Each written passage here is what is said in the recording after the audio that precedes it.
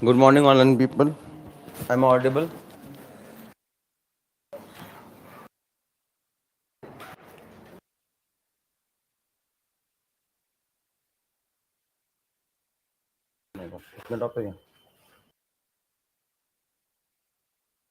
This was a leftover of the previous class, if you remember. किसने देखी है previous class की handout देखा था किसी ने? तो उसमें ये न्यूज़ होगी लास्ट में? नहीं थी? चलो कोई नहीं. Mitakshara and Dayabhaga. This is in context of personal laws. We know India is a multicultural country. We know this. India is a multicultural country. There is huge diversity. And from previous discussion, we also know that India's democracy survives on India's diversity. India's diversity makes sure that India's democracy survives. Without diversity, there is no democracy in India. The way there is no democracy in any country around India. You can look at every country. In South Asia, there is no democracy. Why? Because they are homogeneous. And homogeneous people are very easy to be fooled. A dictator will come to power, say, I represent you, and people will be like, okay, you represent me. But a diverse country say, no, you don't represent me. For example, government of India says, it will not be India, it will be Bharat.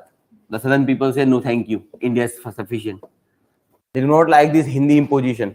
They make sure that no government become too powerful. For example, Indira Gandhi. She was the most powerful prime minister till date.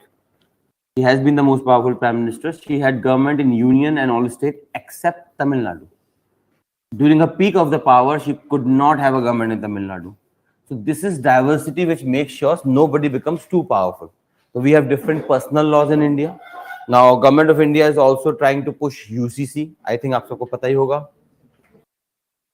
UCC means Uniform Civil Code. Article 44 of DPSP. DPSP are Directive Principles of State Policy. These are the guidelines of the constitution maker for the future governments of India और Bharat.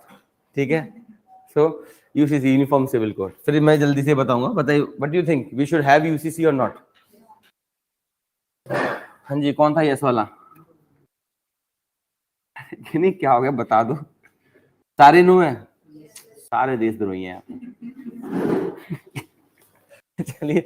Anyway, understand this. UCC has a component known as uniformity. I hope you remember the evolution of state. हमने discuss किया था. For the new student, remember, state means territory having a population ruled by a sovereign, and this sovereign becomes government. So government is not state. Government is just a tool of the state to exercise sovereignty. It is not state. कहने का मतलब government of India is not Bharat Mata. The Bharat Mata kind of encapsulation or collective consciousness of India. Understand the difference. Your loyalty toward the state and government are two different things. State is a concept, abstract idea, because it is not visible. So it takes the concrete form in the nature of government. सबको समझ में आया? So this is what Bal Gangadhar Tilak, when you will do modern Indian history. So of course he was a revolutionary kind of person. Extremist बोलते हैं ना. लाल बाल पाल. I hope आपको पता होगा. The Trinity. तो बाल गंगाधर, ये दोनों ही पाल हो गए दोनों. ठीक है, लाल बाल पाल. So the Trinity he basically emphasized when British government said that what you are doing is sedition. Sedition basically means desdro. So he said no. What I am doing is not desdro, it's rajdro. Means I am not against the state, I am against the government. This distinction or this distinction between two, government wants you to forget because it becomes easy. It means criticism of government does not mean criticism of state. Both are different concepts. If you're criticizing a government which you are entitled to, that's what democracy means. Okay? Please remember this. So when this modern concept evolved, कब evolve हुआ था? कौन सी TT? TT of Westphalia. We already know this. In a very particular context, in Europe. Europe में a war was between church and the modern states. The kings and the queens, they revolted. And remember the so-called modernity that you call. What is modernity, by the way?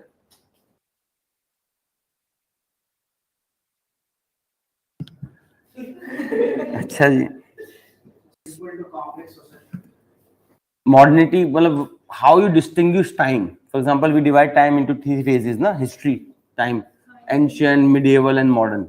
So what differentiate them? कभी सोचा नहीं कि किताब में लिखा था पढ़ ले?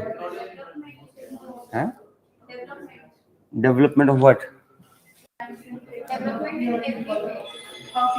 ये देखो, देखिए, please remember everyone, modernity basically celebrates something. What it celebrates? Yes, kind of individuality.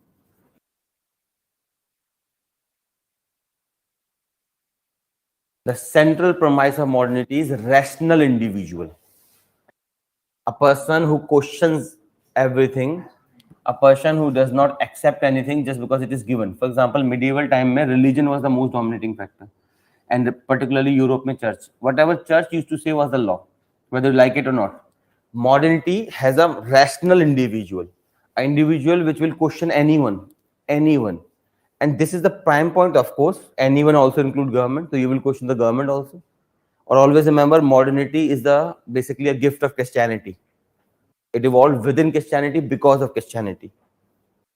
बस फर्क ये है कि then this concept evolved in West. Bharat में नहीं था. Then this came to India through colonialism. The modern state concept, it did not originate in India. It originated in Europe in a very particular historical setting of a war between the church and the state, or religion versus modernity. And ultimately, we all remember modernity is what? It celebrates rational individual, and it is a gift of Christianity. Christianity, I hope आपको पता होगा, there are two factions, prime factions, the Orthodox Christian and Protestant. Word ही कहाँ से है? Protest से बना Protestant. These were the people who protested against the established order in Christianity of Pope. Very significant event. उसी को आप बोलते हैं Renaissance. Renaissance basically means rebirth. Rebirth of what? Rebirth of critical reasoning. अब why rebirth? Rebirth का मतलब तो ये हुआ कि पहले भी वो कभी थी. कब थी फिर? हाँ, यस, मिडिवल एंशिएंट टाइम में. एंशिएंट टाइम में पर्टिकुलरली इन वेस्टर्न यूरोप, जैसे Aristotle, Plato, these were the people who put individual at the center and they constructed the world around individual. जैसे हमारे देश में उल्टा है. आपको सुना होगा ना, समाज क्या बोलेगा, होता चार लोग क्या बोलेंगे. चार लोग पता नहीं कहाँ बैठते हैं पर बोलते बहुत हैं. हमेशा वो आ जाते हैं. Whenever you want to do anything you like, वो चार लोग आ जाते हैं बताने कि तुम ये नहीं कर सकते. Why is it so? Because this concept did not evolve in India. It will take time for Indian society to move toward rational individual. Time लगेगा इसमें. बात समझ में आया सबको? ठीक है. एंड इसके नेगेटिव भी ऐसा नहीं है कि it's entirely positive. Negative point भी है. वेस्टर्न कंट्रीज में depression is a very common thing, because eastern countries में और ईस्टर्न यूरोप, ईस्टर्न वर्ल्ड में यू हैव कलेक्टिव लिविंग. जैसे आप हमारे देश में क्या होता है, जॉइंट फैमिलीज. आपको वेस्टर्न कंट्रीज में न्यूक्लियर फैमिलीज ही मिलेंगी. Joint are very rare. जैसे आप अगर 16-17 साल में घर से नहीं निकले तो आपको निकम्मा मानते हैं वेस्ट में. यहाँ पे उल्टा है. अगर आप निकल गए तो कितना बिगड़ा हुआ बच्चा है यार, माँ बाप की परवाह नहीं, जिसने खिलाया पिलाया बढ़ाया. Same event, two different countries में two output. If you do not go out of your home at the age of 16-17, it is considered you are a burden. You are unproductive asset of the family. In India, if you go out of your family at 16-17, you are a bigger bacha. Difference because foundations are different. Their foundation is based on rational individual because they gave birth to modernity. सबको ये बात समझ में आया? ठीक है, please remember this. So, Treaty of Westphalia came, this modern concept came. Why we are discussing this? Because this UCC emerged in this context. When state became supreme, a question came to the state. What about the people who do not follow your religion? Previous class, if you remember, we discussed about French secularism, the strict separation of state. वहाँ पे we differentiate Indian secularism and Western secularism. वहाँ पे I told you there is no Hindi or any native language translation of word secularism. कोई translation है ही नहीं India में. In no language of Indian languages, there is translation of the word secularism, because a very new concept for us, very, very new. And because of this, there are various interpretation. उनके लिए interpretation आसान है, because they gave birth to secularism. हमारे लिए मुश्किल है, because we took it from somebody else through colonialism. सबको ये बात समझ में आया? ठीक है. So ये डिमांड चल रहा है कि UCC should be implemented, but remember this, UCC will be a disaster for India. So starting में मैंने आपको बताया, Indian democracy survives on its diversity, and UCC trying to do is uniformity. It is trying to bring uniformity. Uniformity in what? Uniformity in personal laws. Personal laws with respect to marriage, inheritance, divorce, जो भी होते हैं, all those personal laws. सबको समझ में आई ये बात? और तो this we are studying in context of personal laws. Which personal law? Hindu personal law. These are the rule of succession. In Hindu's law, how succession will take place from parents to kids to whatever is there. ठीक है? Please remember, these are the only two systems, Mitakshara and Dayabhaga. So जल्दी से देख लेते हैं what is the news. I hope background is clear to everyone. ठीक है? The Supreme Court ruled that a child born from a marriage that is either void or voidable has the right to inherit parents' portion of a joint Hindu family property. What is this drama, joint Hindu family property? Because if you go in the last, very last, this will make sense. Hindu Succession Act, 1956. This came in context because Ambedkar and Nehru were clear. Hinduism, there are a lot of problems. They were clear, we need to modernize Hinduism according to modern principles. So they brought a new law known as Hindu Code Bill. At that point of time, the right wing of Hindu, they protested aggressively against it. Ultimately, government had to withdraw. But nonetheless, they passed numerous laws. Hindu Marriage Act, Hindu Succession Act, Hindu Maintenance Act. These all law governs Hindus. And who are Hindu? By definition of constitution, the Sanatan Dharam, Sikh, Buddhist, Jain. Remember, Hindu, this definition of Hindu does not cover what you call Hindu. It also covers Sikh, Jain and Buddhist, because they are sub branches within Hinduism. आपको ये तो पता ही होगा. These people were Hindu, then they founded their own way of living. ठीक है, तो ये बात उन्हें पसंद नहीं है, but nonetheless किसे परवाह है, ठीक है. So Mitakshara school influenced the Hindu Succession Act. So the Hindu Succession Act, it is highly influenced by Mitakshara. तो जल्दी से देखते हैं what is Hindu Succession Act. This act applies to individuals who were not Muslim, Christian, Parsis, Jews by religion, including Buddhist, Sikh, Jain, follower of Arya Samaj, Brahmo Samaj. Arya Samaj, Brahmo Samaj, modern Indian history में you do reformist movements. There were a lot of movements. वो तो याद नहीं. आर्य समाज, दयानंद सरस्वती, ठीक है. ब्रह्मो समाज, क्या नाम बताया? अच्छा, पता नहीं, मुझे याद नहीं है, होगा, ठीक है. Anyway, so Arya Samaj and ब्रह्मो समाज दोनों अलग अलग हैं. Brahmo Samaj were more influenced by, कुछ आइडिया है किसी को? है काइंड ऑफ कह सकते हैं, because these are very modern movements. They decried ideal worship. They decried multi-god worship. Anyway, Arya Samaj thoda lagta. Arya Samaj believed that Vedas are true and they tried to interpret Vedas in modern light. Arya Samaj इसमें काफी prominent है. ब्रह्मो समाज का किसी को नहीं पता कहाँ है, ठीक है, कुछ लोग होंगे. Clear?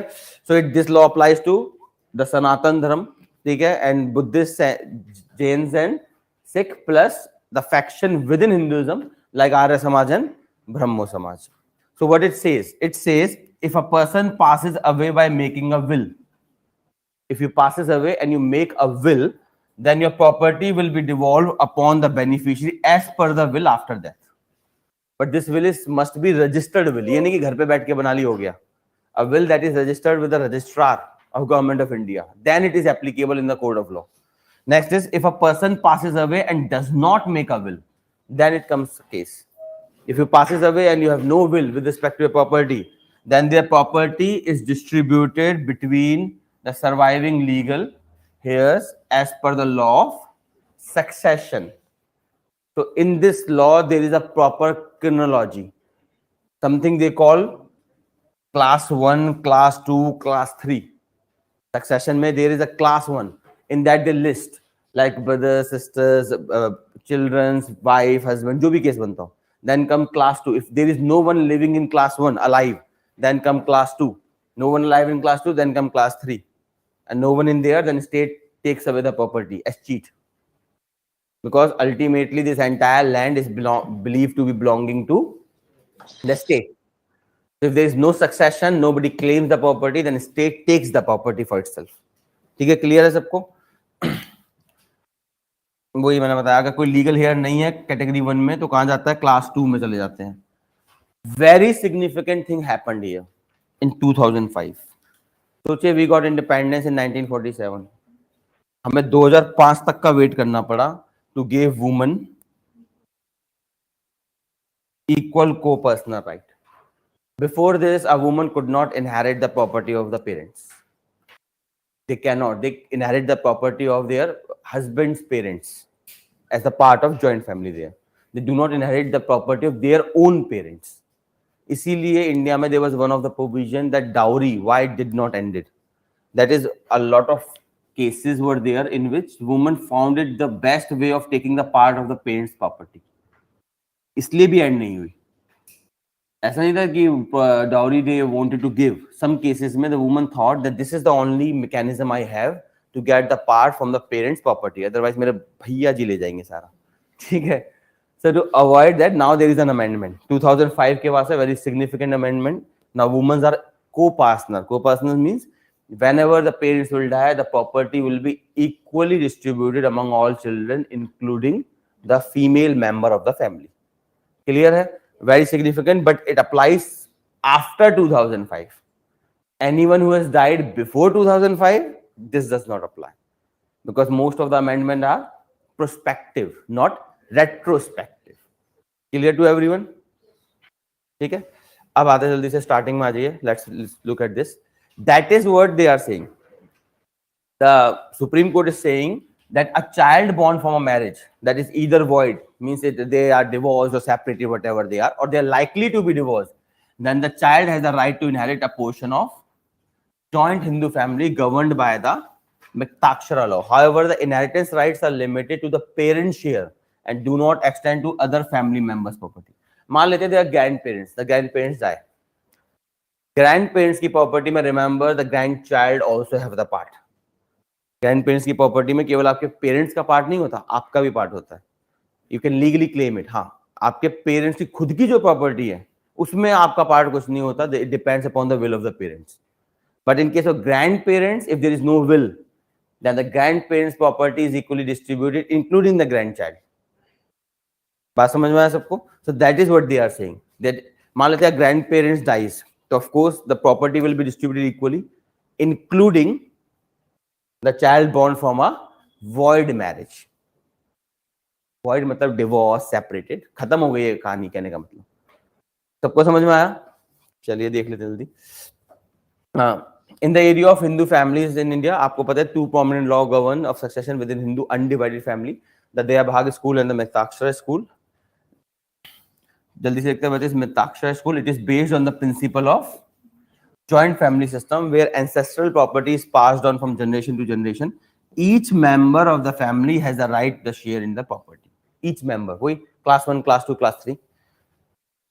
This school recognizes the concept of co-personality where all male members. Of course, we know we live in a patriarchal world and majority of the theories, concept, ideas are written from the perspective of man only. Majority of the religions also. Hinduism is a flexibility. We have woman deities.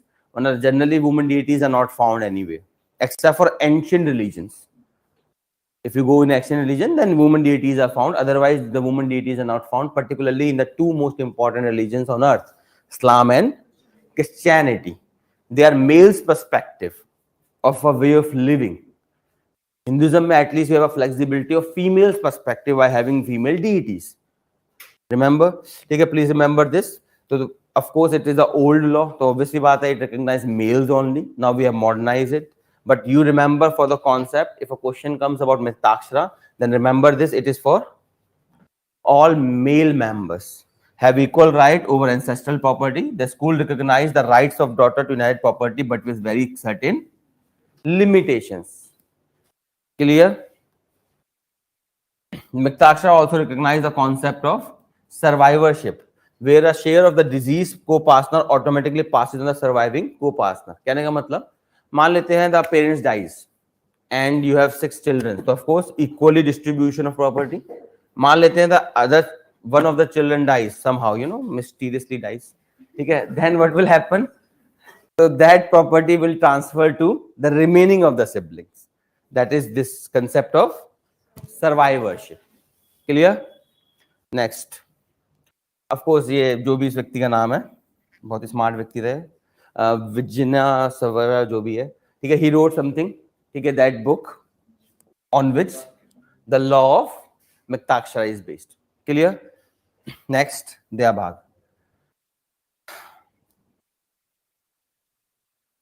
क्या लिखा है? जिमुता वही जो ना जो भी है, ठीक है, it is based on this person's whatever he wrote.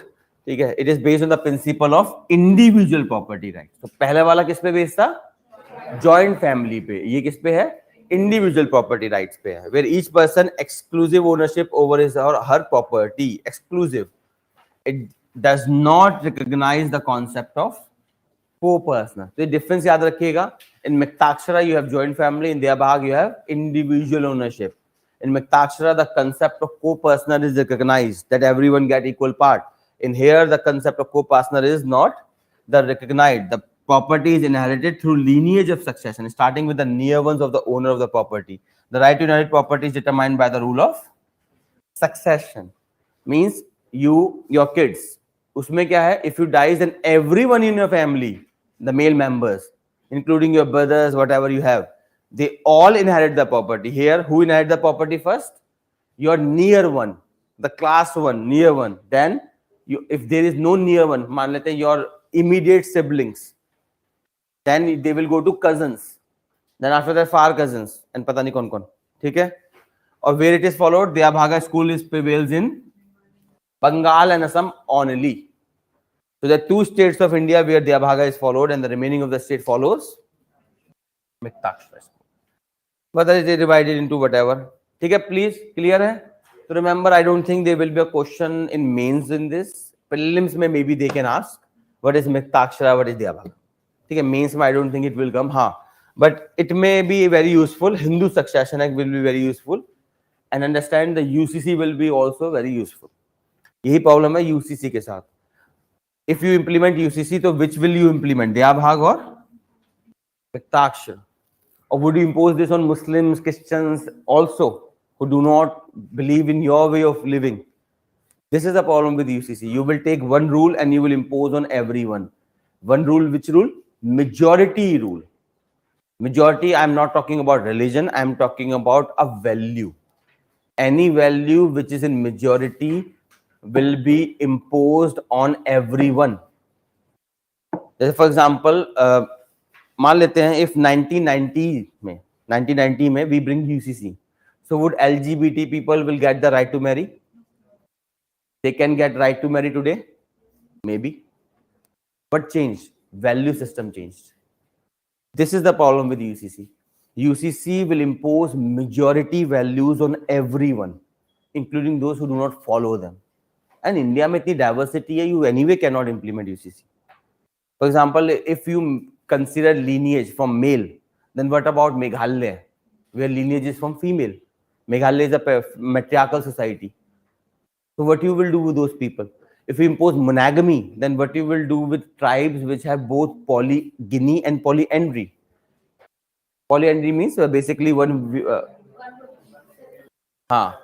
woman, several husbands, and polygyny means one husband, several wives. So what you will do with that? Would you impose that also on tribals? So India में there is no solution here. So remember, UCC will be a majoritarian civil code. यहाँ पे majoritarian does not mean religion. It means a value which is in majority.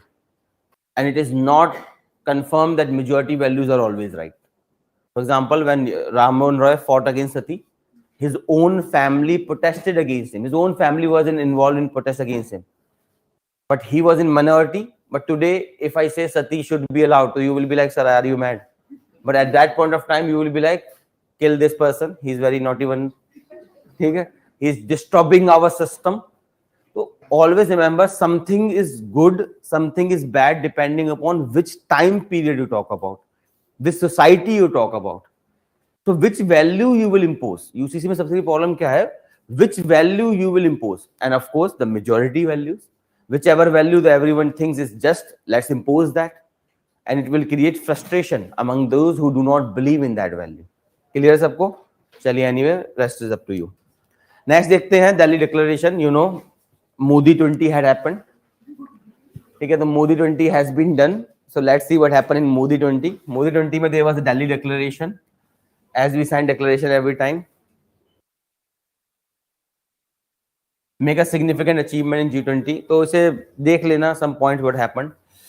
It was held in New Delhi. The theme was Vasudeva Kutumbakam, unity of humanity and shared responsibility. ये दो word हम बहुत बोलते हैं, Vasudev कुटुंबकम and सर्वधर्म संभाव. Sarvadharma Sambhav was Gandhian version or vision of secularism in India, respect of all religion. Vasudev Kutumbakam basically means the world is one. Okay, the world is one, and then you say somebody cannot be prime minister, president. Then you say these are Western values. Okay, we will not celebrate Valentine. Okay, then you say the world is one. तो ऐसी है politics, hypocrisy का नाम है. चलिए, कोई नहीं. तो whatever this declaration was, it acknowledged world challenges, including economic headwinds. हमें पता ही है, because of this all drama of Corona, Ukraine war, the world is in economic deep troubles. Environmental threats, we all know the very significant convention, which I've told you earlier also, that is UNF. For anyone who is new, United Nations Framework Convention on Climate Change. You will do that in GS Paper 3 Environment. It's a very foundational. This is the foundation of environmental negotiation in the world. Within this, you have Paris Agreement. The recent agreement, Paris Agreement, that will expire in 2030. Or 7 साल बचे हैं. That will expire in 2030. Then you will have a new agreement. ठीक है? Remember this. So this is a foundational agreement. तो इसी की बात हो रही है. Rising inequality. यहाँ भी hypocrisy की norm है. So Modi 20 में you have rising inequality in declaration. But then you have budget of government of India, where they never mention inequality. And inequality is a very, very big problem around the world, including India. मैंने आपको पहले ही बताया था, for new students, India में the 1% of India holds 65% of national wealth. The entire wealth of India, out of that 65% are under the possession of 1% of Indians. The remaining bottom 50% owns only 3%. But when it's come to paying taxes, these 50% of bottom who holds only 3% of national wealth, they pay around 63 to 65% of GST. The 1% who has 65% of wealth pays around 3% of GST. This is not me talking. This is Oxfam International's report. And this report was so significant, they said, if government of India imposed only 5% taxes on 10 individuals, not everyone, only the 10 richest person, if government of India impose 5% taxes, it will generate sufficient revenue to send every single kid in school for free for 5 years. This is known as wealth tax. Wealth, income are two different things, understand. Income is what you earn. उस पर tax लगता है. Wealth is accumulated income for a long time. Or wealth could be productive and unproductive. I agree, everyone need money, but beyond a level, it's just waste. आपको सबको देखिए, we all need a particular amount of money to live a particular standard of living. But उसके ऊपर it's just extravaganza. जैसे for example, Vijay Mala, he had a golden pot. क्या करेगा भाई इसमें वो? Golden pot का क्या मतलब है? Ceramic works fine. ठीक है, this भारत पे founder, he had a 10 crore rupees dining table. So this is extravagance. इसकी जरूरत थी नहीं. But because you have so much of wealth, then you have to waste somewhere. So this is the suggestion that government of India can impose some wealth tax or inheritance tax. अब होगा नहीं ऐसा कुछ. ठीक है, clear? इसे बहुत important है, and that's why the people around the world are revolting. People are actually waiting. They just want a reason to burn the world down. Why? Because they are angry. They are frustrated. that in spite of working every day, why their wealth is, why they are not, yes, it was a policy ethic, why they are not growing up. America for a long time had something called American dream. America used to say, it doesn't matter where you belong, come to America, work hard, irrespective of race, religion, caste, gender, you can rise to any level. But now people are frustrated around the world. They are like, yeah, we are working every day, we are not growing. These rich people, they have everything, we have nothing.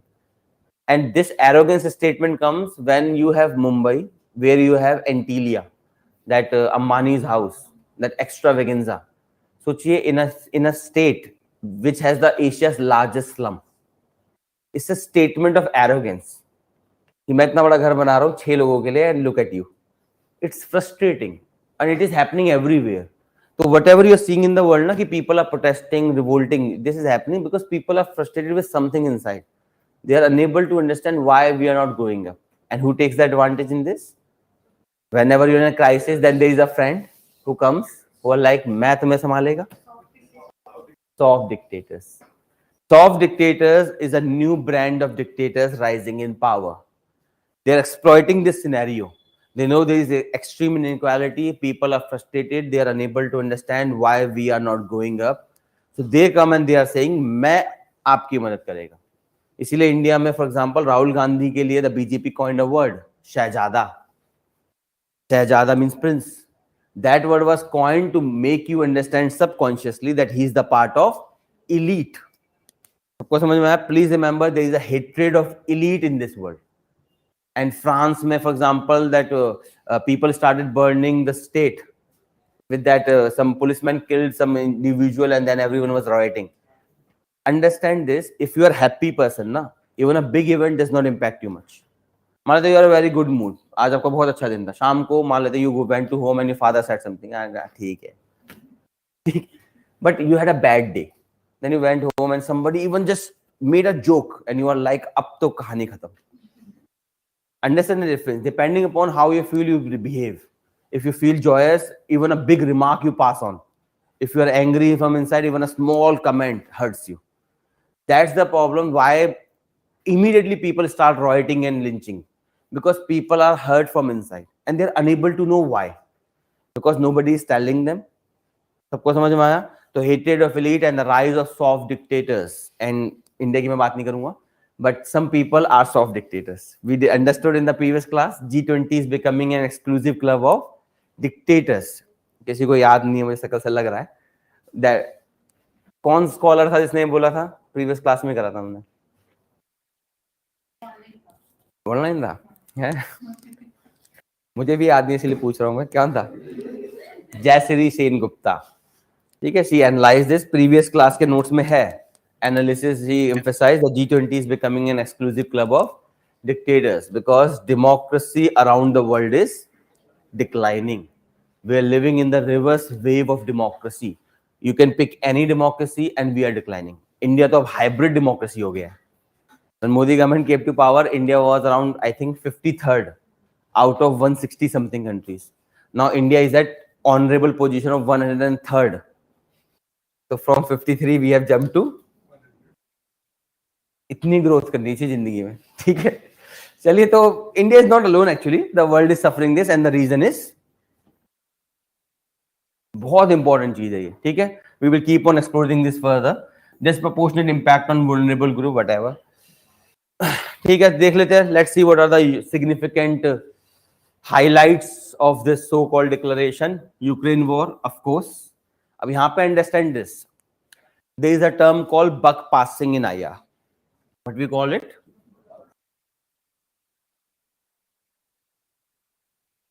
Buck passing is a phenomena found in international relations when there is a rising threat. Nobody wants to address it. जैसे आप ही की बात कर लेते हैं. You have a friend group, you are going somewhere, some drunkard is coming from the front. So you know something bad can happen, but you want somebody else to address that person. सबको पता है कि कुछ गड़बड़ होने वाली है, but you are waiting कि कोई तो इसे address कर ले, so that मुझे ना करना पड़े. And in the process you wait too long and the things go bad. What happens in IR is whenever there is a rising threat, no country, they know it's a threat, but they do not want to address it first. Because if they address it, it means war. And nobody wants a war. So they want to find somebody who can fight their war, and that is Ukraine for US. US has officially declared in their national security strategy that there are two enemy US has, Russia and China. Open declaration. US परवाह नहीं करता किसी. And US has clearly said, I will take all the efforts within my capacity to counter these two countries, particularly China. तो Ukraine war में क्या है? It's basically a US war. Whosoever win Ukraine war, US will be the winner. इसे बोलते हैं buck passing. You pass the buck to somebody else to address the threat of your concern. So Ukraine में, even if Ukraine wins, then Russia is done forever. The claim of Russia that I am a great power is done. You cannot win with Ukraine, then how would you win with US?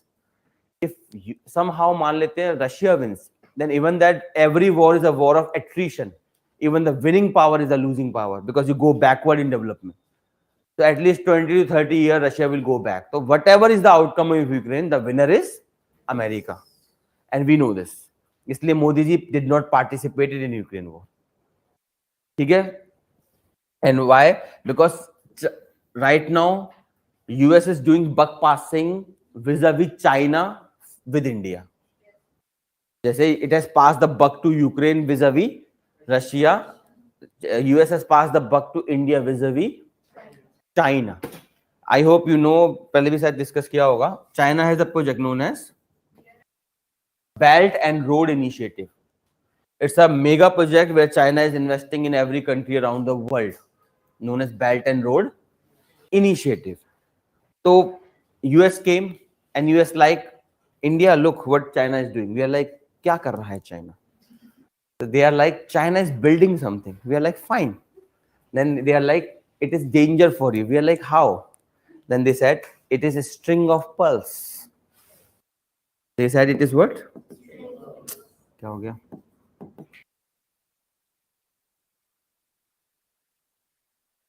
होता ना आपके group में एक दोस्त होता है जो आपको बताता है कि तुम्हारी बेइज्जती हुई है.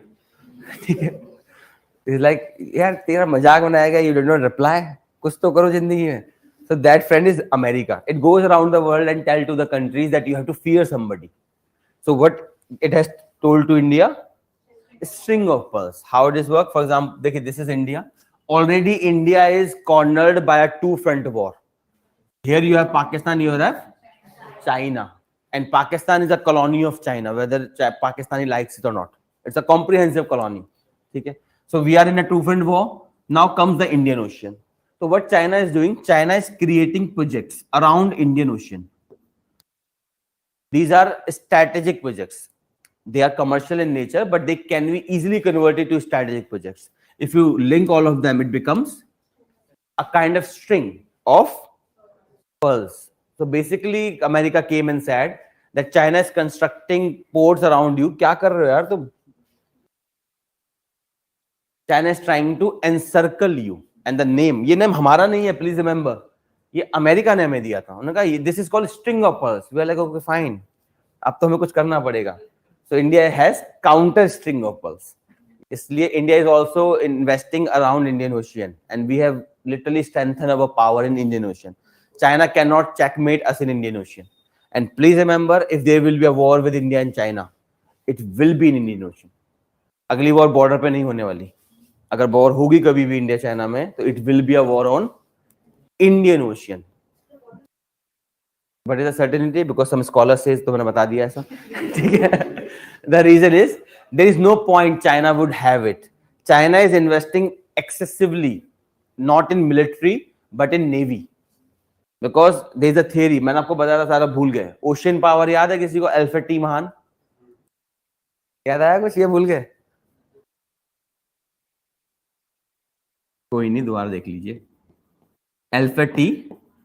Mahan. Alfred T. Mahan gave a theory.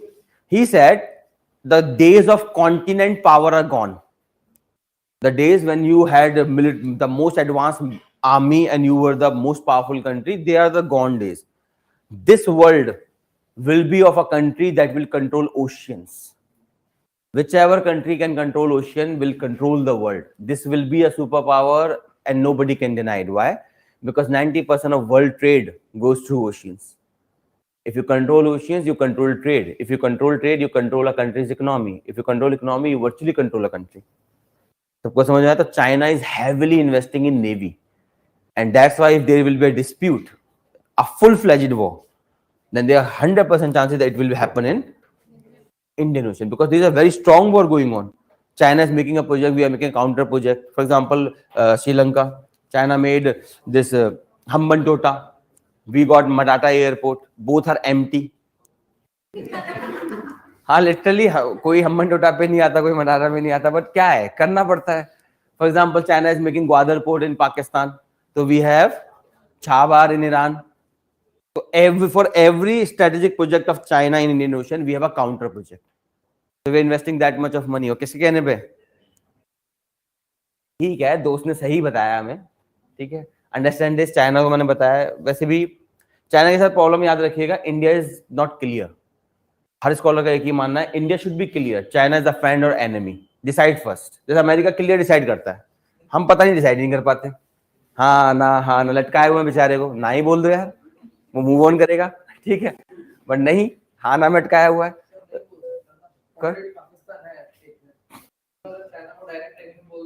किसको? चाइना को यार हम सबको पता है, मैंने नहीं है, लेकिन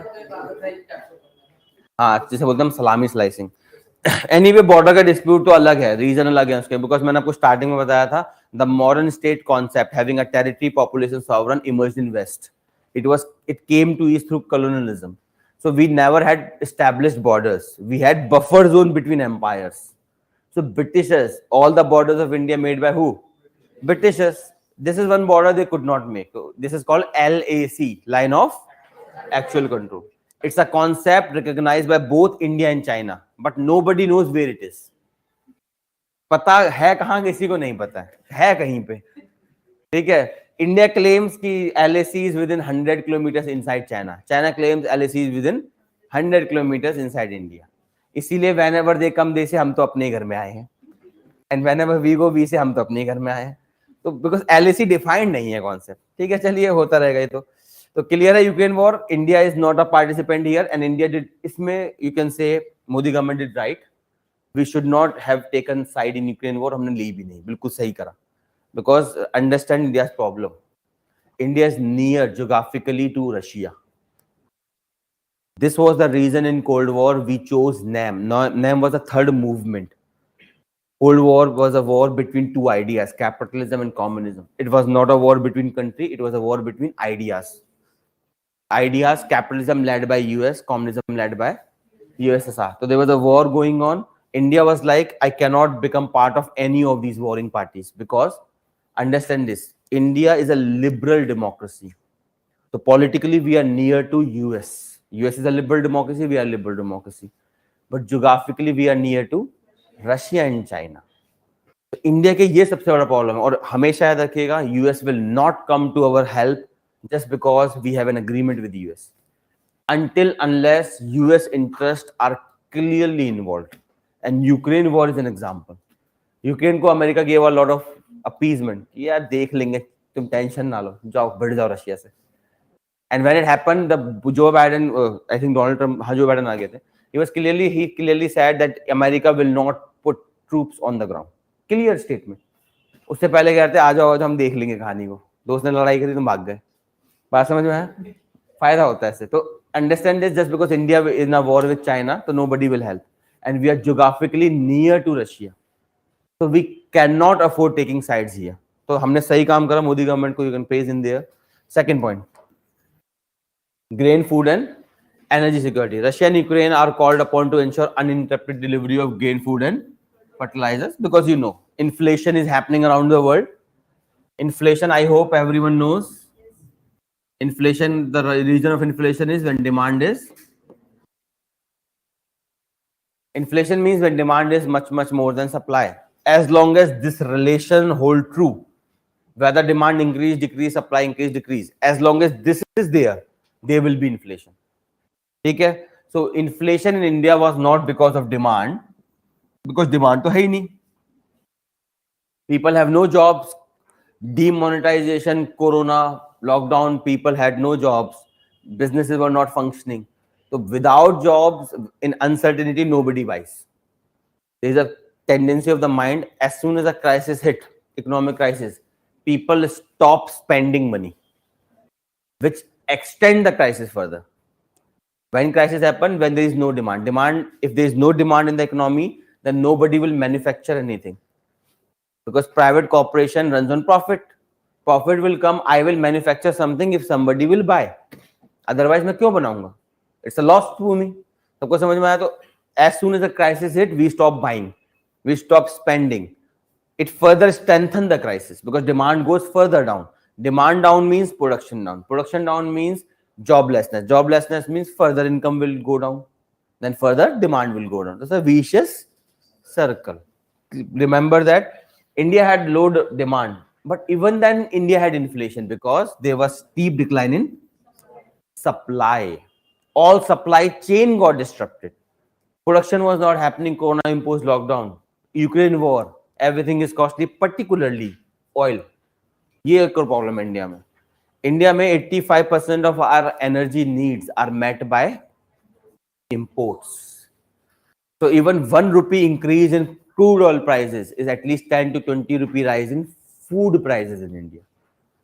इसीलिए if you see when Congress government left, union government, Modi government came into being, I think the prices were around 50 rupees something for the cooking oil something.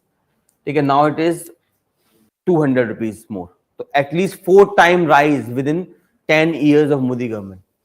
Partially you can blame Modi government and partially you can blame some other factors. Okay?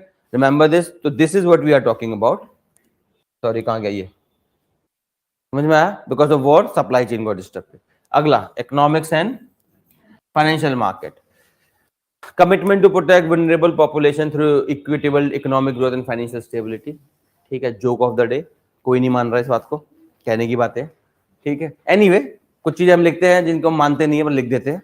So one of that is we will talk about vulnerable population and try to achieve equitable economic growth and financial stability. वो inequality वाला component to be addressed. It's a very strong thing to be in India. So 3 things remember. We talked about Ukraine war. We talked about gain in food security. Ukraine war में we did not take sides. A very good thing done by Modi government. Gain in food energy में we talked about undisrupted supply of food grains. Economic financial stability में talking about equitable growth and whatever. Climate change. Climate change में we are talking about phasing down coal power, supporting low carbon transition in developing country and tripling global renewable energy capacity by 2030.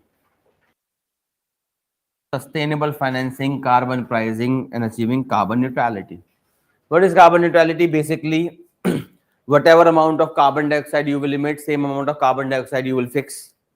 मान लेते हैं you emit 100 kgs of carbon dioxide, so you will create 100 kgs equivalent trees. Carbon neutral means whatever amount you emit, you fix it also. You become carbon neutral. It does not mean you are not emitting. It simply means whatever you emit to the atmosphere, you fix it from the atmosphere also. Carbon neutrality. And what we are trying to achieve under Paris Agreement, मैंने आपको बताया दिया, the most important significant agreement. This agreement is within UNFCCC. Paris Agreement has a target of 1.5 degrees centigrade. 2 degrees is a critical limit. There is another limit that she is talking about, 2 degrees centigrade. It was a limit given by a committee appointed by United Nations. What is United Nations? It's a grouping of all the nations. United Nations में there is a committee known as IPCC, Intergovernmental Panel on Climate Change. It said if the Earth's warming goes more than 2 degrees centigrade from pre-industrial level. When industrialization started with which country? Britain. Industrialization started in Britain with steam engines and cotton. So at that point of time, whatever the temperature of Earth was, if it increased more than 2% from that, then the climate change is irreversible. So 2 degrees is the critical limit. And what we are trying to achieve in Paris Agreement? 1.5. Desirable target. Or this IPCC has clearly said in latest report that if by 2050 we do not have our carbon emission.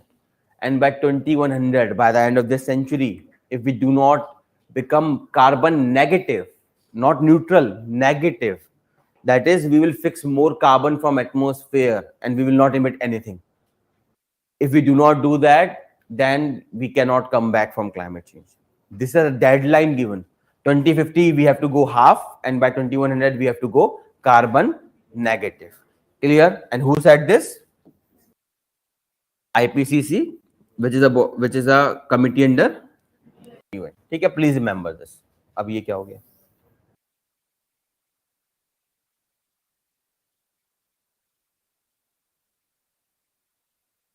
चलिए इसी बारे में बात हो रही है. तो Paris agreement में what actually the reference here is कहां गया? Support low carbon transition. Because under Paris agreement always remember there is a point. What is the point? इसको याद रखिएगा सिर्फ. CBDHR. What is CBDHR? Common but differential. That is, it is the common responsibility of all the countries to protect environment, but the responsibility of developing countries and developed countries are different. Common of everyone, but different. Why it is different? Because the developed countries have historical responsibility. What kind of historical responsibility? Because they are responsible for this climate change. They started industrialization, they destroyed this climate, so they will bear more responsibility. So the central premise is CBDHR. ठीक है? और as the part of historical responsibility under Paris Agreement, developed country has agreed to give $100 billion annually to developing countries as the part of Green Climate Fund. उसी की बात हो रही है. That is called supporting low carbon transition. सबको समझ आया what this statement means? Under Paris Agreement, it is a commitment of the developed country to support developing country in achieving the targets of Paris Agreement. ठीक है, चलिए जो भी है. अगला है ग्लोबल डेट वल्नरेबिलिटी. हमको पता ही है हर जगह कर्जा बढ़ता जा रहा है. ठीक है, because governments are taking a lot of debt. So this declaration talks about we should find some sustainable manner to deal with this debt problem around the world. जैसे मुझे एग्जैक्ट फिगर याद नहीं आ रहा, बट मोदी गवर्नमेंट में I think हमारी date जो है पर person whatever the government takes loan from outside, it is loan on all of us. Because obviously बात है, वी विल पे. गवर्नमेंट कौन सा पे करती है? We pay by taxation. So whatever loan government takes, it is ultimately we have to pay. If not we, then our generation, somebody will pay, but that will be the public, not the government itself. So since the Modi government coming to power, our debt has gone, I think, 5 or 10 times. So it is not only with India, around the world it is happening.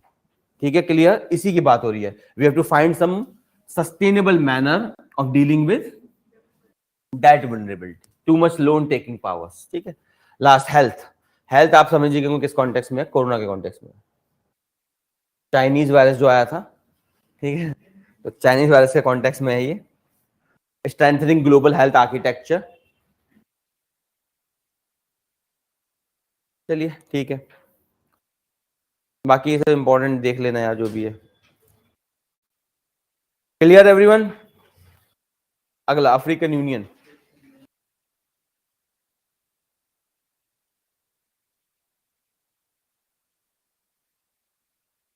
इसमें थोड़ा सा we have to understand IR concepts. Let's deal with them. With टीटी of Westphalia that we did, टीटी of Westphalia 1648, who became sovereign states over religion. So for the first time, actually IR means international relations, and it starts here. Because before this, the nations were not sovereign. The Pope was there, and every country in Europe was under Pope. So कैसे relations आएंगे?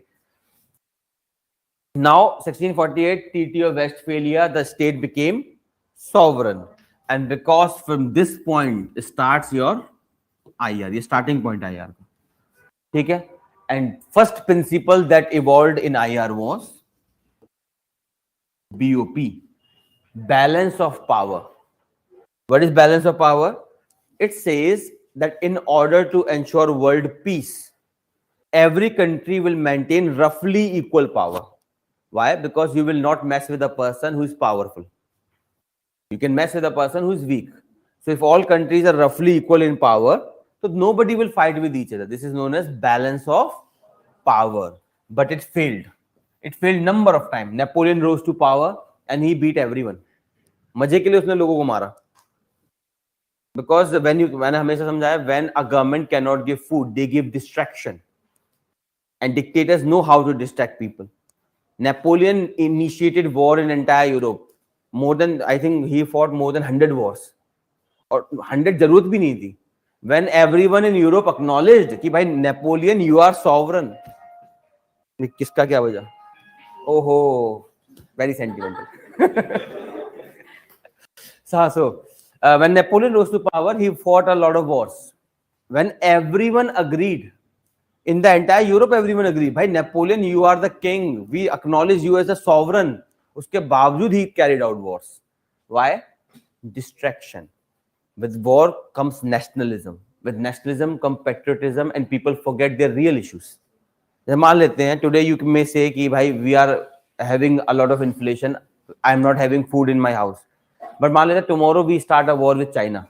You will be like, okay, मैं बाद में China की, I will talk about my problem later. Nation first.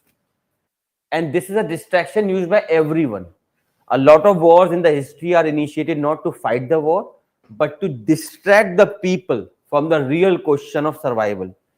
This is the same reason you had gladiator show Rome में. Gladiator show नहीं देखा? There was a people who used to fight till death. It started Colosseum जो है Rome का, आपने देखा वैसे famous place. That was a place वहाँ पे gladiators used to fight. And sorry, हाँ Colosseum जो उसकी बात कर रहा हूँ जो आपका रोम में. So that was started because there was a Roman king. He came to power and his advisor were like, sir, the people are suffering from hunger, whatever is there. So he was like, let's start a new practice. Let's start a fighting. When people will see two people fighting till that, they will enjoy this and they will forget their real pain. And it happened, it worked. The distraction was so successful. It became a point in the handbook of every dictator. Remember always, dictators always give distractions. And whenever you cannot address the real question of people, you give them distraction. जैसे नेपाल ने करा भी. Nepal is a LDC, least developed country. Nepal recently has included 3 parts of India into its own map. क्या नाम है? Kalapani, Lipulekh, लिम्पिदुरा. These are 3 places India controlled. Nepal has officially included them in their map. सोचिए हमारी हिंदू राष्ट्र से नहीं बन रही है और कितना बुरा हो सकता है वैसा. तो देखिए, तो Nepal included this. Why? Because Nepal is a least developed country. And you cannot address the question of food, you want distraction. With this inclusion of area, people like, हाँ ये important काम है, इसको पहले address करना पड़ेगा. मतलब आप खुद सोचिए, by including that area, Nepal cannot take that area from India. इतनी नेपाल की औकात नहीं है. But why they are including this? पता है उनके leaders को. The leader of Nepal knows this, कि they cannot take this area from India. But they're including this so that the people of Nepal will focus more on nationalism and forget their real life problems. क्या Nepal develop country हो जाएगा इसे include करने से? दे देते हैं हम उन्हें, हम अच्छे लोग हैं. We can give this land to Nepal also. We are like, take it, but on a 10-year lease. If we do not become a developed country within 10 years, we will annex you. सीधी सी बात है. नहीं मानेगा. तो remember this, there are a lot of distractions given. So BOP never worked. Dictators always rise in power. Then you had First World War, then you have Second World War. During First World War, Woodrow Wilson, the American president, gave new idea to reorganize this world. And that idea was Woodrow Wilson, the president of America. He gave a new idea to reorganize the world. Collective security. He said, because balance of power has failed us. Since 1648, there have been numerous wars in entire Europe. And if you look at the history of Europe, it is with war. कुछ है नहीं वहां पे war के अलावा. सबको समझ में आया? So he gave a new idea. इसने बोला, collective security means that the security of one nation will be a collective concern of everyone else. Means collect security of Ukraine is a concern of all the 193 members of United Nations, and based on this principle, you have a body known as. The philosophy of UN is collective security. But then UN also failed. How UN failed? You can see in Ukraine, it has no action. How it failed? Because it has a problem called P5. UN में all the members are more or less equal except 5 countries of the world. They hold something called veto. Means UN, understand this, UN has so big powers under the charter that UN can initiate even military action against anyone. If UN thinks that a country is becoming a trouble point of the world, it can initiate military actions. But the problem is, for that, the approval of permanent fives are required. And who are these permanent 5? America, Russia, China, UK, and France. France, here na sir? Haan. These countries, so because of this, collective security did not work. So people get fed up with collective security also, and then came regionalization. So chronology clear है सबको? Birth of the state, coming of balance of power, then fed up with balance of power, collective security, fail of collective security, then regionalization. We thought if UN is not working, let's move to regional organizations. Establish collective security type organizations, but at regional level. A very successful example of this is European Union. The most successful regional organization is European Union, which is now dismantling itself because Britain has left. बाकी लोग भी छोड़ देंगे कुछ दिनों में. चलिए, तो अफ्रीकन यूनियन अब जल्दी से क्लियर है फिलॉसफी. अब let's see quickly. African Union became a member of G20 number 19 जो भी है. दिल्ली समिट में we have given a permanent membership to African Union. तो अब ये G20 नहीं रहा, अब ये G21 हो गया है और नाम इसका बदलेगा नहीं.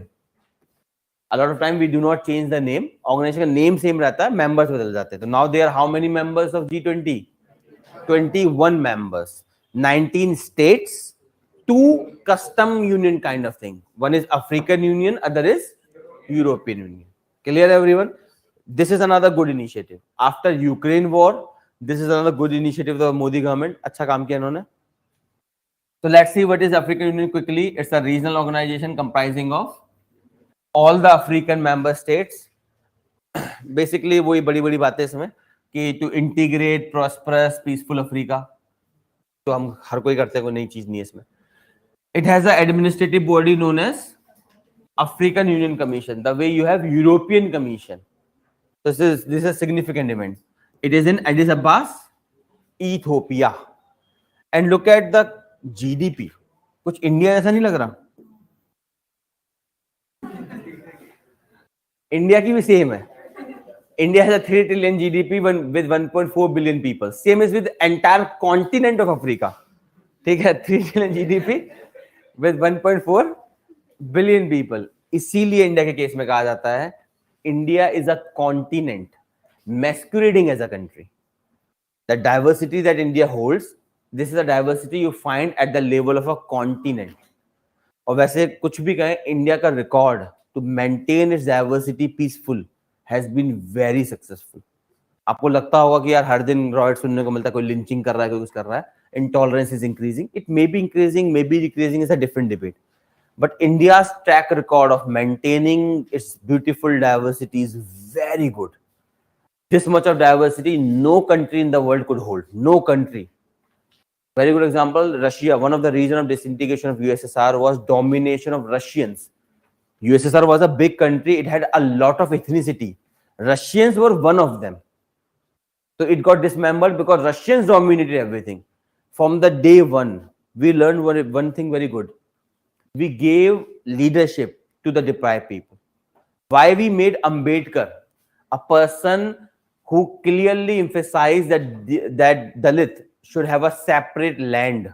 As a Muslim League was emphasizing on a Muslim land, Ambedkar was emphasizing on a separate land for Dalits, because he believed that if Britishers leave India, then Dalits will be at the mercy of the upper caste. And that's why he opposed Quit India movement. When Gandhiji launched Quit India movement, he clearly called he clearly opposed Quit India movement and civil disobedience ko he called mad venture of Gandhi. A person who was openly opposed to Gandhian movements, a person who openly opposed Quit India movement, we made him the chairman of a drafting committee. Why? Because we played a game, a very intelligent game. If Ambedkar was not made the chairman of the Constitution drafting committee, he now, they understand this, he did not make the constitution. He was as a chairman of the drafting committee. And we made this so that the non-Brahmins, which is around 85% of India's population, you know, 4 varnas hote hain hamare paas, Brahmin, Kshatriya, Vaishya and Shudras. Shudras and untouchables compose your SCs, schedule caste. Britishers ने term दी थी. Remember रखना, SC is a term coined by Britishers. हमने coin नहीं करा है. We have coined Dalit and Harijan. Harijan preferred by Gandhi, Dalit preferred by Ambedkar. ठीक है? So he did not wanted that. We made him the chairman. इसलिए आप notice करना ये चीज.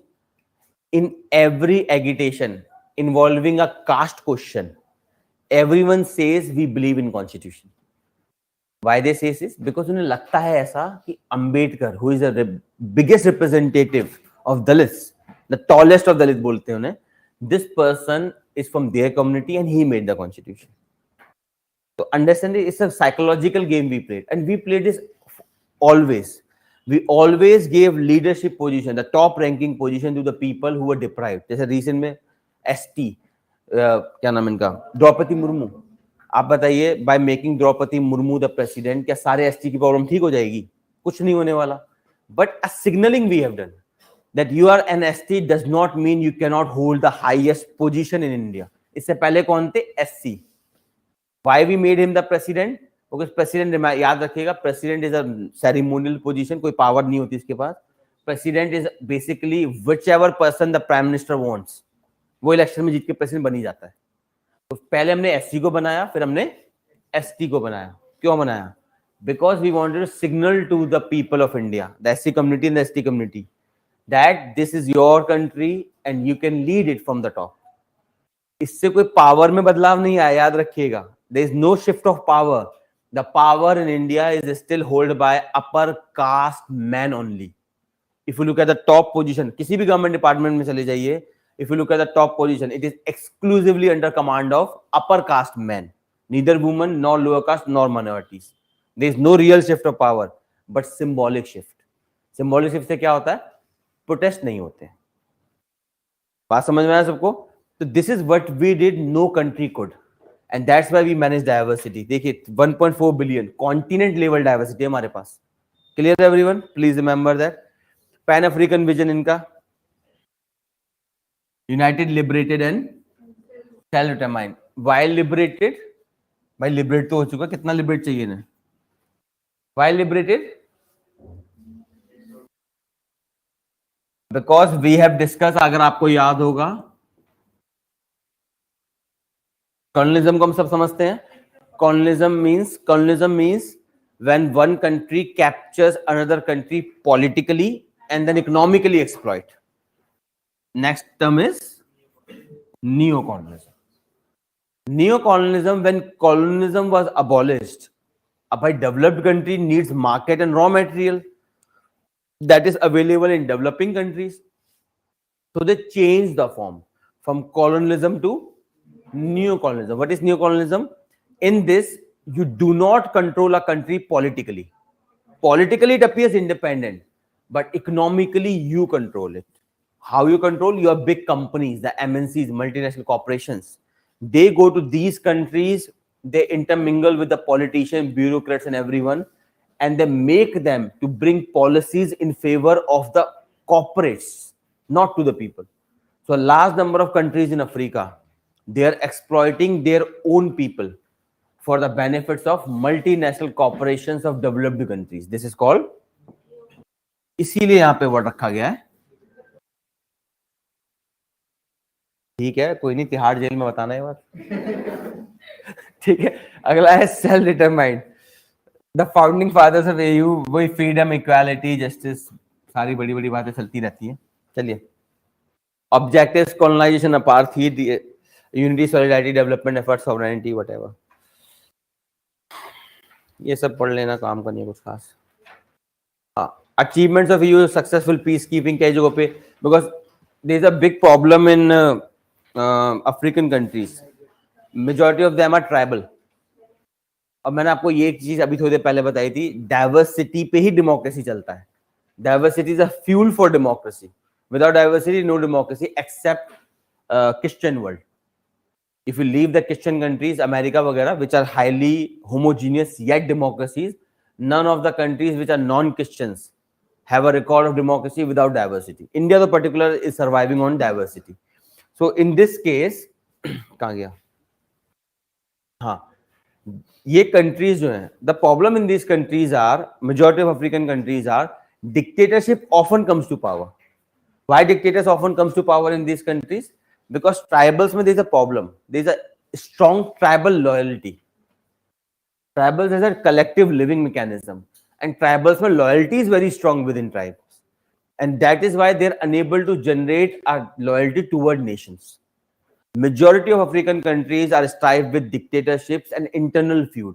For example, the heinous genocide in the modern history of the world happened in Rwanda, Africa, where a majority tribe virtually eliminated the minority tribe.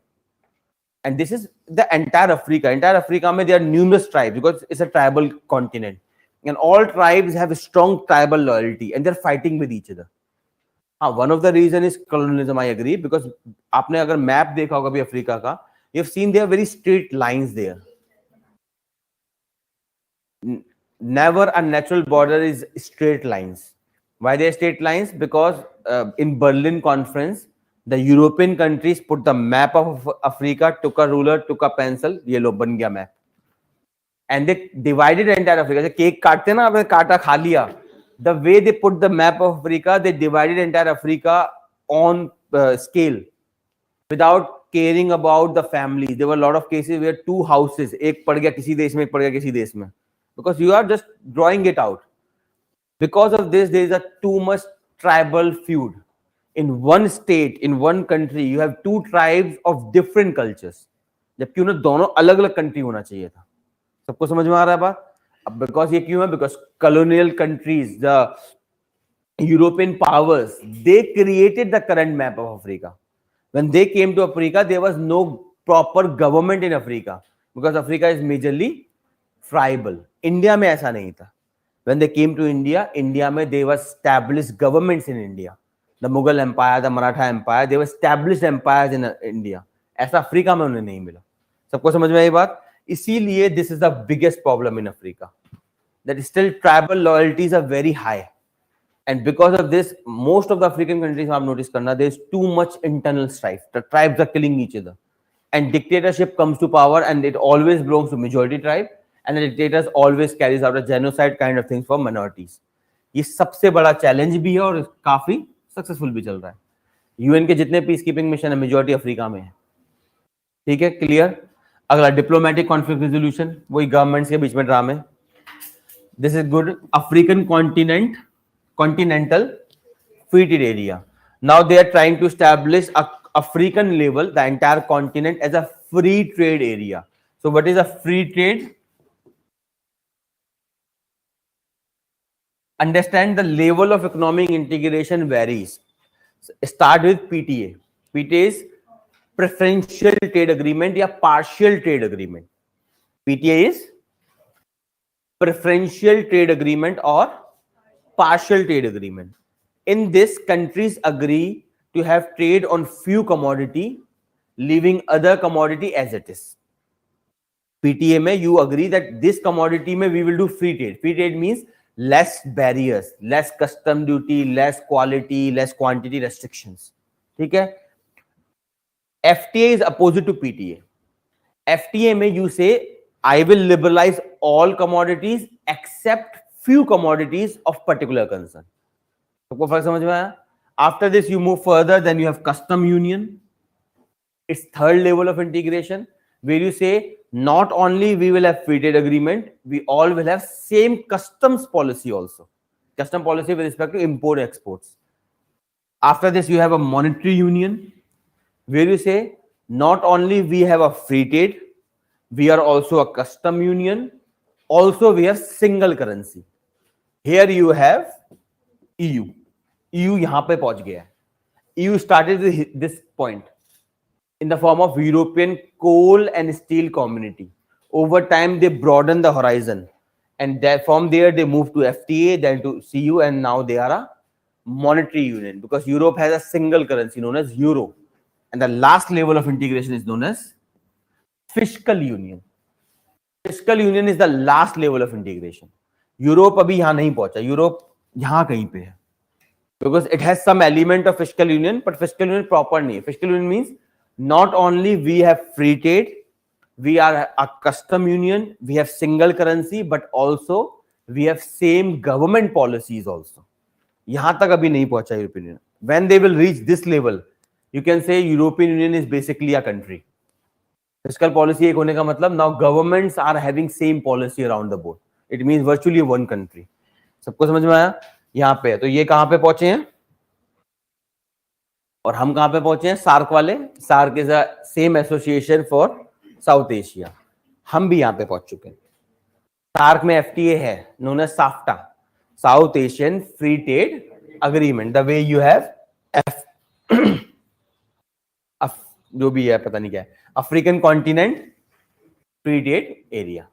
Clear है सबको?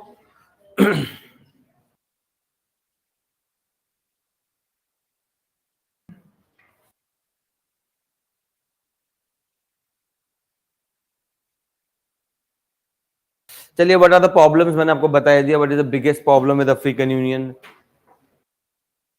Schools. हर दिन यहाँ पे डिक्टेटरशिप आती रहती है जाती रहती है. फेवरेट टाइम पास इन लोगों का. क्यों है? Tribal loyalty. समझाया था मैंने आपको. There is too much tribal loyalty in the country. With tribal loyalty comes easy dictatorship.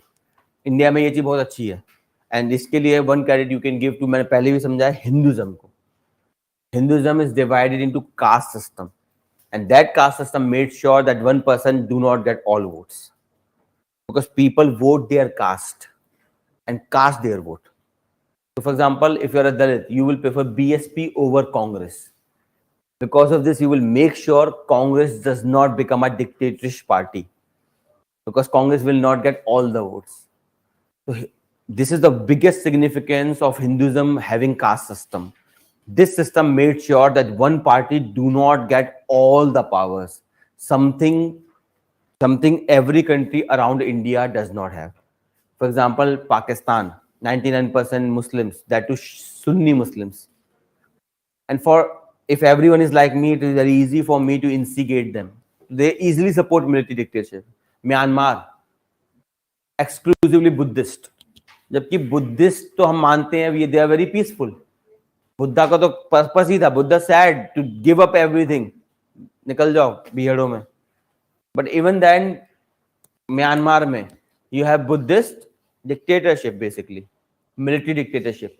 Why? Because homogeneity. आप ये चीज नोटिस करना, wherever there is homogeneity there is dictatorship, wherever there is diversity there is democracy. जैसे for example BJP is very anti cow slaughter.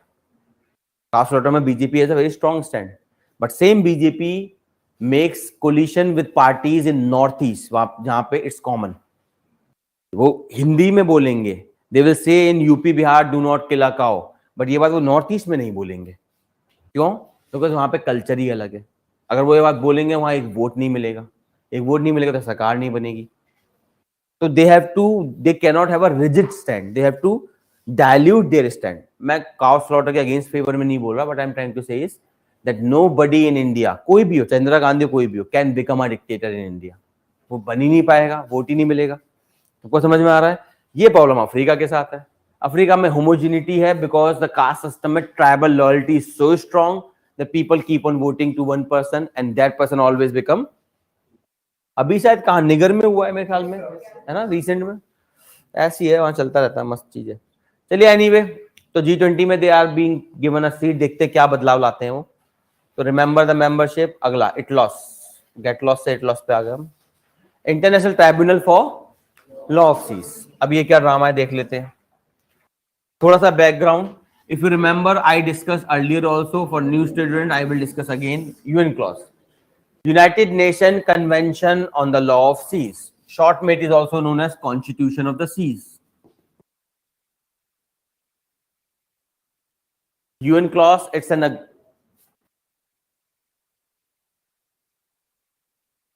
ये है अभिनव, that's why BJP is a party which tries to unify Hindu into one vote bank. Congress is a party which tries to divide Hindu into caste system. Because the more Hindus are divided into caste, the less they will vote for BJP. The more united Hindus as a religion, they will vote for BJP. So Congress plays caste politics, BJP plays religion politics. तो ऐसी है दुनिया. चलिए, UN clause means C of Constitution or United Nation Convention on the Law of Seas. Basically, to govern the world oceans, we created this agreement, and it is very clear that every country up to 200 nautical miles from their territory in oceans have exclusive economic zone. इसके बाद क्या आता है? International waters. So what is the boundary of a nation? 200 nautical miles. ठीक है? It is very significant, please remember. अब who governs this? For this you have a body known as International Tribunal for the Law of Seas. If anyone has any issue with respect to application of UN clause on any issue, they can reach to this body. If you want to claim something, for example, India is one of the first countries which got a permission from its laws for deep sea mining in Indian Ocean. Indian Ocean में India is involved in deep sea mining. One of the first countries. How we got this? Here permission लगता है. Exclusive economic zone में you can do anything. उसके बाहर if you are doing anything, then you have to take a permission. Clear है सबको? What is the purpose here? जल्दी से देखते क्या हुआ. So there were some small 9 island states. They are seeking protection for the world ocean from the devastating effect of climate change. What they are talking about? Let's see. The 9 states have raised a question in this tribunal. अच्छा इसमें word एक second. Tribunal. Tribunal हम सब समझते हैं. What do we mean by tribunal?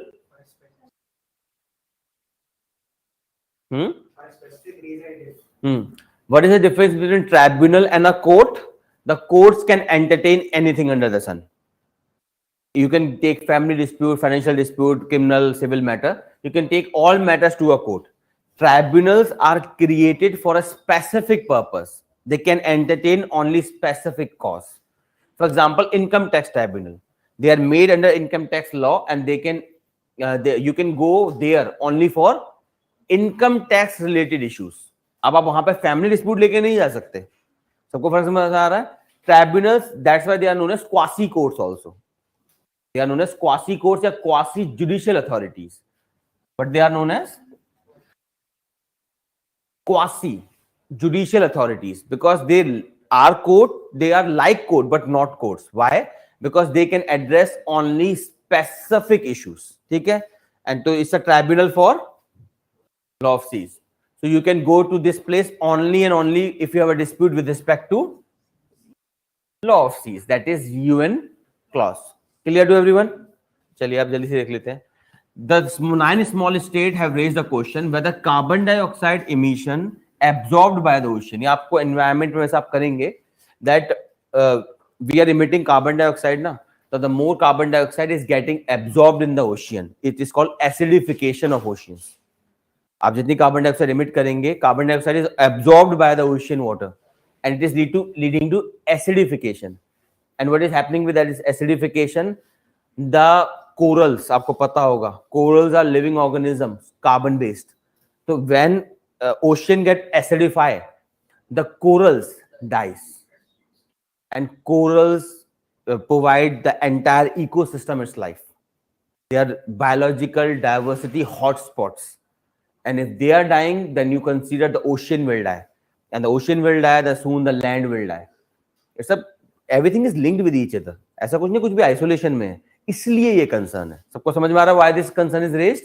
Because if there is more carbon dioxide in the atmosphere, then there will be more carbon dioxide within the oceans. They will be absorbed. And carbon dioxide converts in water into carbonic acid. Carbonic acid leads to acidification of oceans. That basically melts down the calcareous objects like corals in the ocean, which are biodiversity hotspot. So it is killing biodiversity basically. सबको समझ में आई बात? चलिए देख लेते हैं. It can be, अब question उन्होंने क्या रेज किया है, can be classify carbon dioxide emission absorb by the ocean as pollution. Because अभी अगर आप देखें, हाँ अगर आप देखें according to UNCLOS agreement, it binds the nations to prevent ocean pollution. इस अग्रीमेंट में क्लियर है, if you are doing any kind of activity in the international waters then you are liable for any pollution, but it does not classify carbon dioxide as pollution. So what they are demanding from ITLOS, please classify carbon dioxide as pollution. इसका मतलब all the countries of the world, they are emitting carbon dioxide. If it is classified as pollution, then under UN clause they will be penalized to pay to whom? Of course, to the small island states. सबको समझ में आ रहा है what is the significance here? Because most of the small island states are on coral. बहुत सी, जैसे हमारा लक्षद्वीप जो है, Andaman Nicobar are volcanic in origin, they are the part of Himalayas. अगर आपको पता हो, the Himalayan mountain is going from here to there, यहां से आते आते ये this entire is the Himalayas and these are known as syntaxial band. यहाँ पे और यहाँ पे they are steep bands within Himalayas, these are known as syntaxial band. तो हिमालयाज यहाँ से बैंड होके यहां से होके कहां जाता है, तो अंडमान निकोबार किसका हिस्सा है, हिमालयन का ही हिस्सा है एक्चुअली. ठीक है, सबको समझ. But they are under sea mountain. तो अंडर सी में क्या होता है, देयर इज अ माउंटेन, वो क्या बन जाता है, आइलैंड बन जाता है. तो Andaman Nicobar of ours are volcanic in origin and tectonic in origin. लेकिन जो हमारा लक्षद्वीप है वो कोरल है. तो अगर एसिडिफिकेशन होगा कार्बन डाइऑक्साइड से तो हमारा लक्षद्वीप भी खत्म हो जाएगा. सबको समझ में आ रही है बात क्या हो रहा है. तो it's a very significant thing. देखते क्या होता है इससे, we have to watch it very closely. तो जल्दी से देख लेते हैं इटलॉस का पर्पस. ITLOS मैंने आपको बताई दिया, it's a kind of quasi judicial authority created under the UNCLOS. Its headquarter is in Hamburg, Germany. Not important to remember. Language are English and French. ये बस दिस पॉइंट इज इंपॉर्टेंट. ये दोनों खास important नहीं है, याद रहे तो ठीक है, नहीं तो कोई बात नहीं. The tribunal comprise of 21 independent member elected through a secret ballot by the state parties to UNCLOS. ये पॉइंट याद रखिएगा सब लोग. What is the composition of ITLOS? It has 21 independent members elected through a secret ballot by state parties to UN clause, and each state party can nominate 2 candidates for membership. बाकी तो आपको पता ही है. It basically interpret what? UN clause. ठीक है, चलो अगले पे चलते हैं. पता नहीं यार, होंगे कोई, देख लो. लिखा है इसमें? कोई नहीं, गूगल कर लेना. यूपीएससी नहीं पूछेगा कौन नया है, लेकिन जो उन्होंने रेस किया क्वेश्चन वो बहुत इंपॉर्टेंट है. It will significantly change things. अगला है कूपियर बेल्ट. आई थिंक कोई नई बेल्ट निकली होगी. Kuiper belt, what is this drama? आपको अगर पता हो, हमारा जो सोलर सिस्टम है, it is surrounded by a Kuiper belt. A belt consisting of वो क्या बोलते हैं, asteroids, icy objects and dwarf planets like Pluto. Pluto का भी प्लैनेट हुआ करता था, फिर नहीं रहा. इसी को मैंने आपको स्टार्टिंग में कई बार समझाया, reality is what you believe in, reality is a theory. तो for the people who studied before 2005, for them the solar system has 9 planets. It is their reality. पर आज की रियलिटी क्या है? It has 8 planets. So reality always change depending upon the theory describing it. ये सबसे बड़ा point होता है रियलिटी में.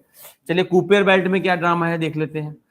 Astronomers have discovered compelling indication pointing to the presence of Earth-like planet. जिसे हम बोलते हैं गोल्डीलॉक जोन. इसमें पता नहीं लिखा होगा नहीं लिखा होगा, मुझे आइडिया नहीं. Goldilock, any place in the entire universe or all the universes अगर होंगे तो, any place in the entire universe which has feasible condition for living, habitat for humans. This is basically Earth-like system.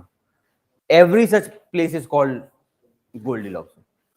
So what is a Goldilocks zone? It's any place in the entire universe which has Earth-like system where humanity can live. And we are at a very fast process. We are trying to become an interplanetary species and after that intergalactic species.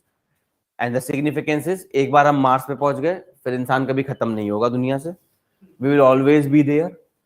अभी हमारे पास problem ये, we have one earth, इसे कुछ हो गया तो we are done. कुछ भी हो सकता है भाई, क्या पता, ठीक है। But if we are on two planets, the chances that humanity will wipe out is virtually zero. And once we become more than two planets, फिर तो पक्का मान के चलो हम इस दुनिया को जिंदगी भर परेशान करने वाले हैं, ठीक है। We will never end as a species. A lot of species around the world have ended in the entire universe. हम कभी खत्म नहीं होंगे पूरी दुनिया में, ठीक है, प्लीज रिमेंबर दैट। एनीवे, तो इसी कॉन्टेक्स्ट में बात हो रही है। Kuiper belt in our solar system, the discovery provides fresh perspective on planetary formation, whatever. जल्दी देखते हैं Kuiper belt क्या है। It is a distinct region within our solar system. Our solar system is surrounded by asteroids and belt. That belt is known as Kuiper belt. After that you have Oort cloud. उसके बाद भी एक और चीज आती है जिसे बोलते हैं हम Oort cloud.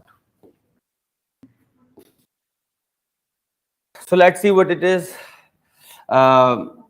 Approximately 30 to 50 astronomical units. Astronomical units means a distance between Earth and Sun, roughly. Of course, Gennard Kuiper, a Dutch American astronomer who proposed this in 1951. What it has? It has relics from the early stages of development of Sun. Whenever Sun came into being, there was a lot of when our sun came into being, there was a lot of debris around the sun. Over time, they start to condense and you get planets. A lot of debris started to condense and you get planets. And some debris, they could not come together and they are the part of Kuiper belts, asteroids, पता नहीं क्या क्या ड्रामे हैं, ठीक है? It is a rotating disk of gas dust surrounding it. When sun was formed, it has a rotating disk of gas and dust surrounding it. Over time, because of the gravitational pulls, the small particles collided and adhered to one another, forming planetesimal, small part of planet. Then planetesimal grew into planets. Oort clouds have a lot of planets which are not big enough to be planets. They are small objects, basically known as dwarf planets. छोटे, small. Composition इसमें याद रखिएगा, it has volatile ice including water, ammonia and methane, and it is assumed the presence of methane is a signal of life.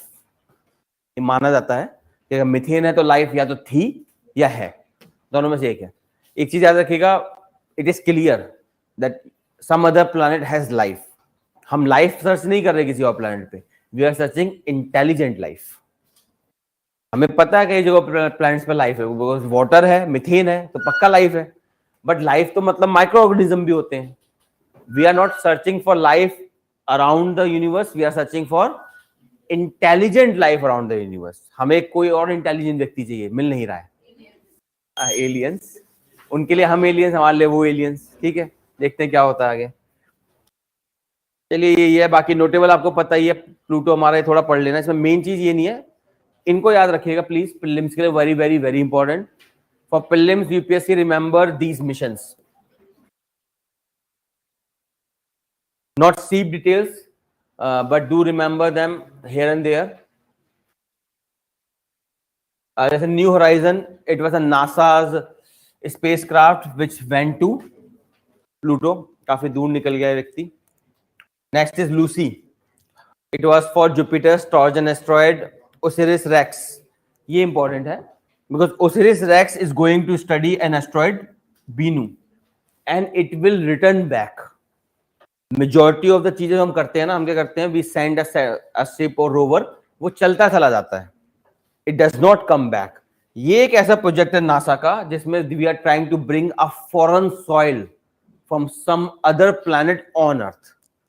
अब इसमें concerns भी बहुत सारे हैं because earth is a different ecosystem. हमें नहीं पता दैट सॉइल में कौन सा माइक्रो ऑर्गेनिज्म होगा और वो कितना डेंजरस हो सकता है, डेडली हो सकता है। We have no idea about the soil. यही होता है when you introduce a new species into a unknown or new environment. तो ये concern इस पर raise है, but nonetheless significant है because we are bringing a sample to Earth. Clear है? चलिए आगे चलते हैं।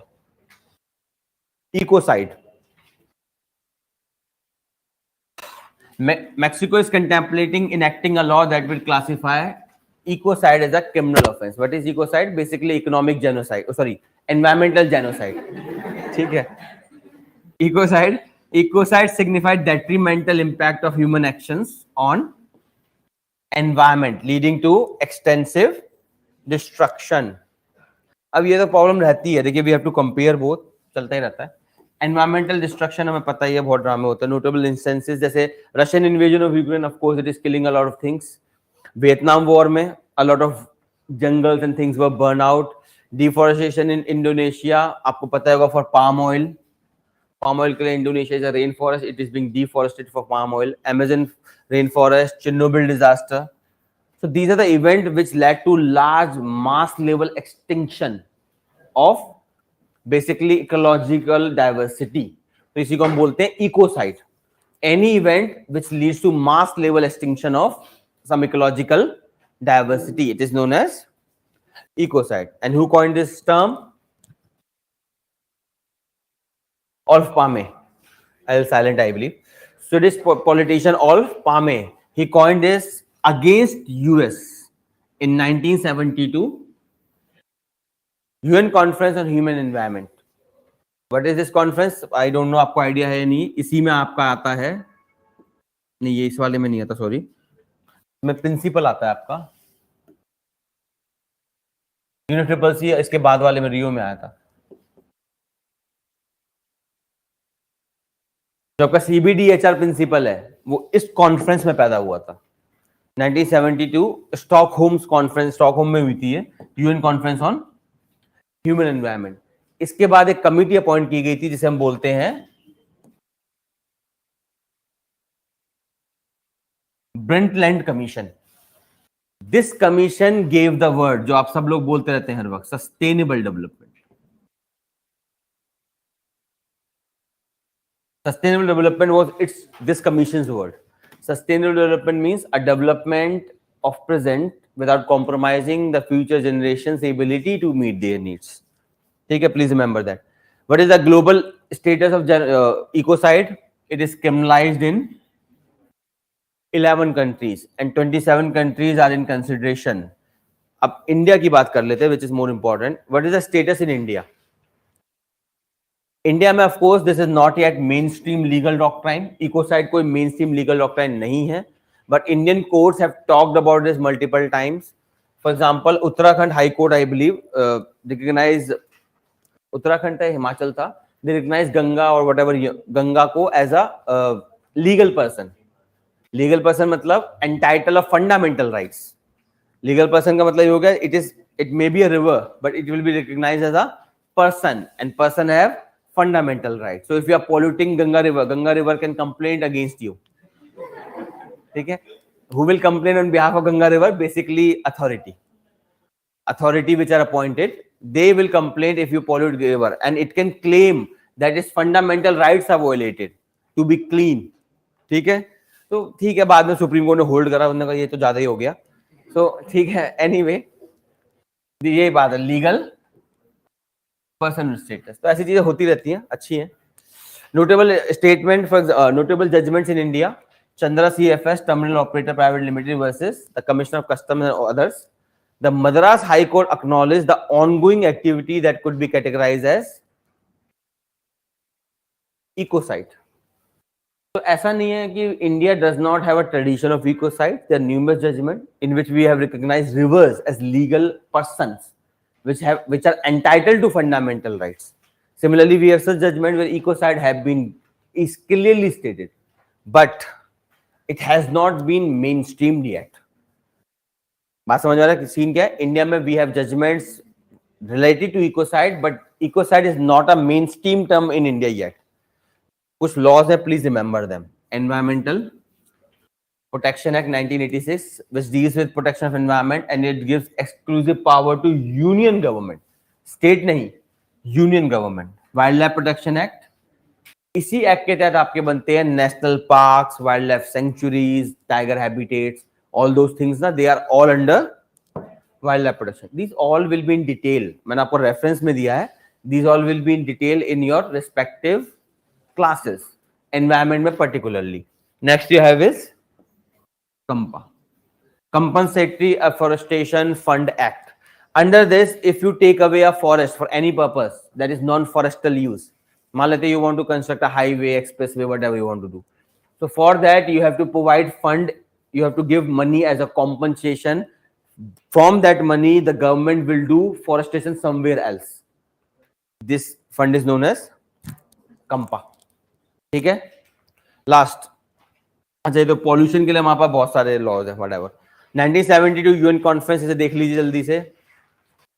तो it was the first conference on climate change. First conference was Stockholm Conference. The fundamental principle agreed in the conference was, number one, the relationship between environment and development.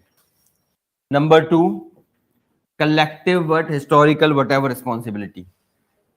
CBDHR.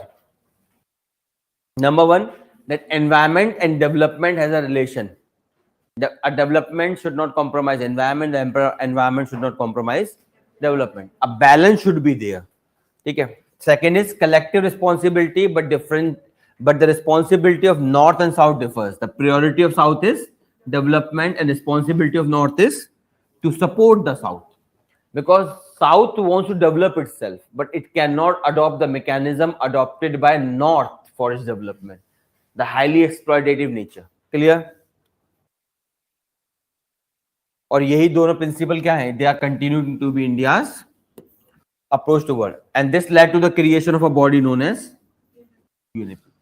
सो इस पहली, this was the first conference on environment और climate change. It led to two different things. पहला, two important principles. Principle number one, there is a linkage between environment and development, and second, CBDHR.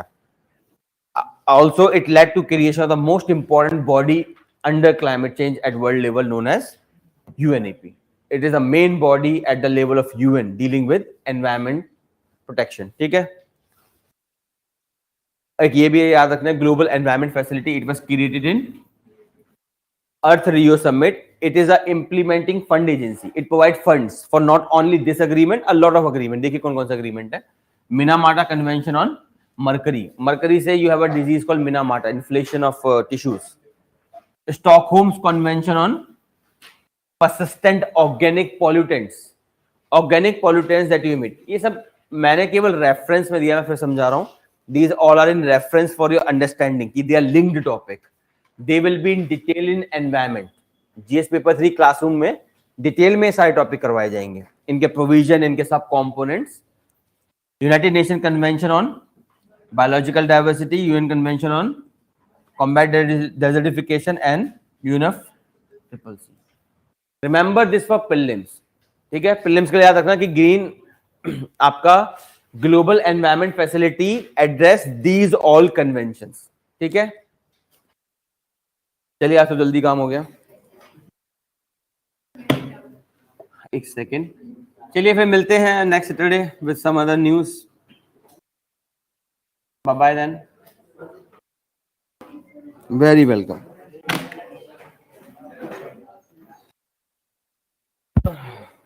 क्या हुआ? हाँ बोलो. मैंने क्या किया?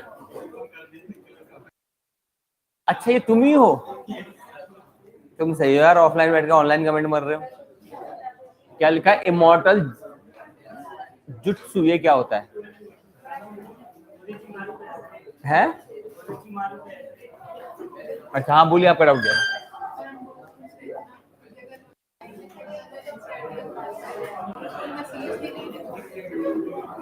Science and take का इनसाइडर क्लास चल रहा है उसे.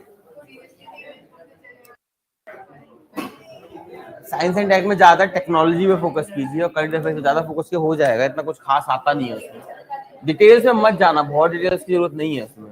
टेक्निकल वो मतलब फिजिक्स केमिस्ट्री मैथ वाली डिटेल नहीं चाहिए. ठीक है. चलिए bye bye everyone. Online people मिलते हैं.